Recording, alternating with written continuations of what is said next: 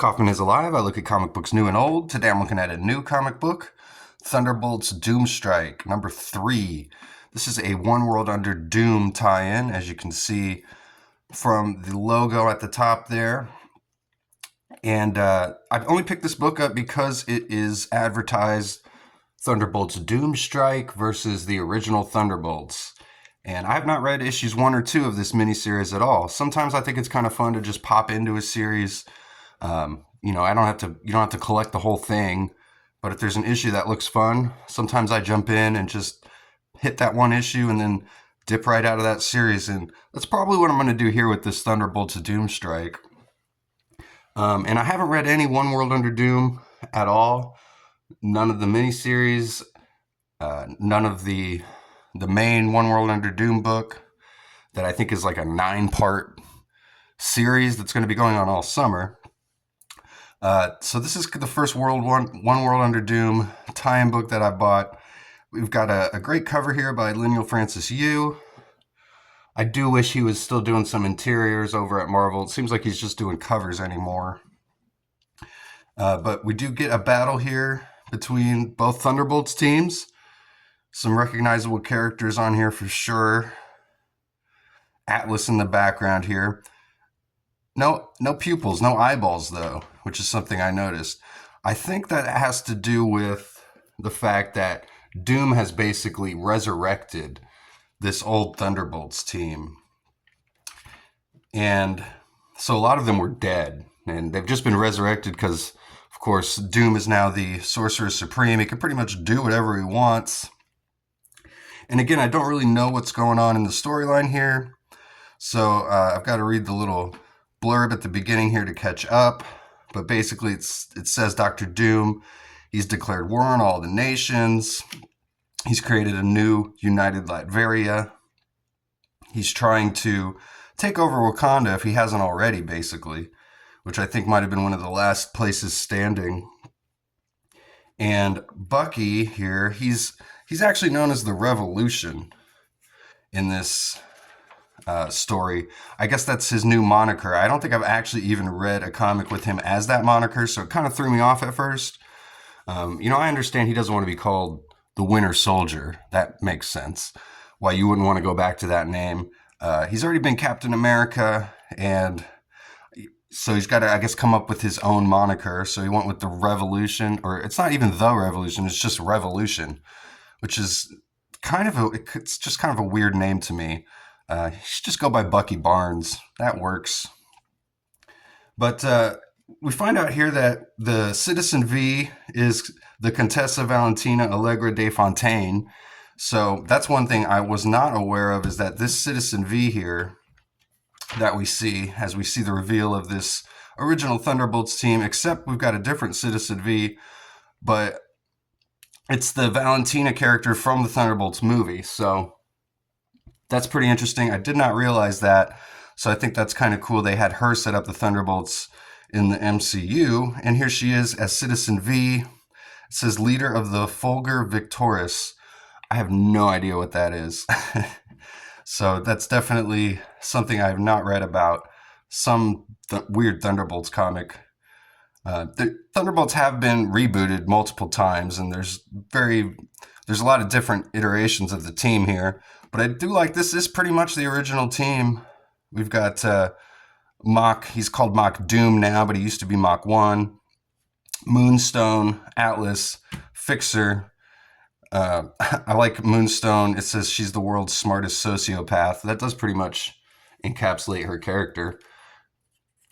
And Citizen V shows up here. She says, let's take the name back. And Songbird, who was on the original Thunderbolts team, is on Bucky's team here. And Bucky's team is pretty small. He's got a couple of Wakanda soldiers here, and this other character called the Destroyer, another character I'm not too familiar with, and Songbird as well. So definitely a weaker team, I think, compared to those original Thunderbolts. And Songbird, of course, she's got a relationship with Mach 1 here. So they have a bit of a confrontation with each other. They don't want to fight each other, but they will. Fixer brings up that he tells Bucky he should have kept the arm that he gave him because he's able to melt Bucky's arm off here. Atlas attacks. And the Thunderbolts, the original Thunderbolts who are working for Doom, seem to get the upper hand on Bucky's Thunderbolts here. And I didn't realize that Thunderbolts of Doomstrike, the title of this book, is in reference to Bucky's Thunderbolts striking against Doom. I kind of thought they were working for Doom, but after reading the comic, I see that's not the case. But here we see this confrontation between Songbird and Mach 1. He's kind of like all robot at this point, but he tells her that he's doing this because he loves her.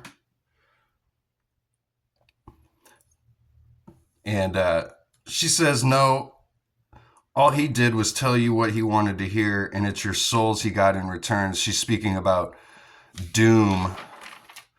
So she's got no love for him anymore in this scene, and we get this great kind of double splash page with all these like broke up panels in here as they're battling. This is a really well done page here. I really like this.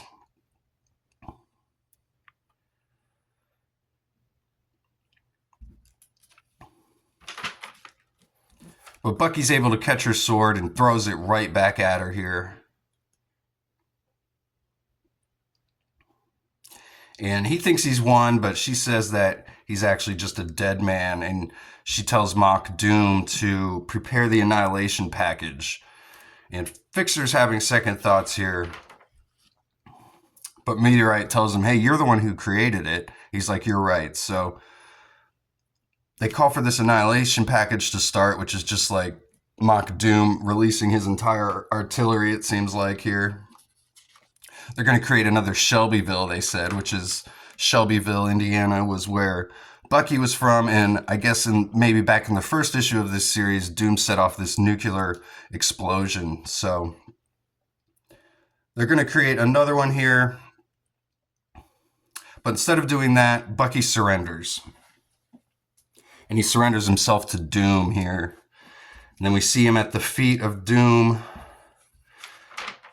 And on the last page here, he tells Bucky his salvation is at hand. Let us begin.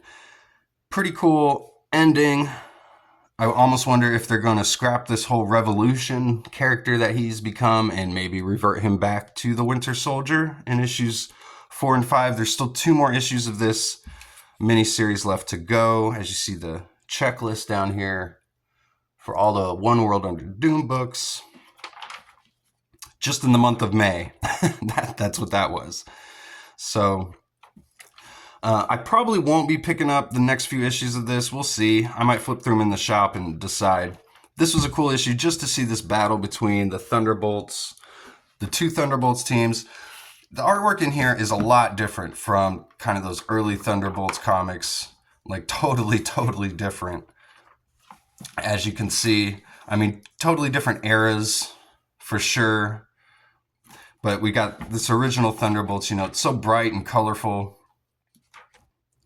And then this one's just really dark and muddy.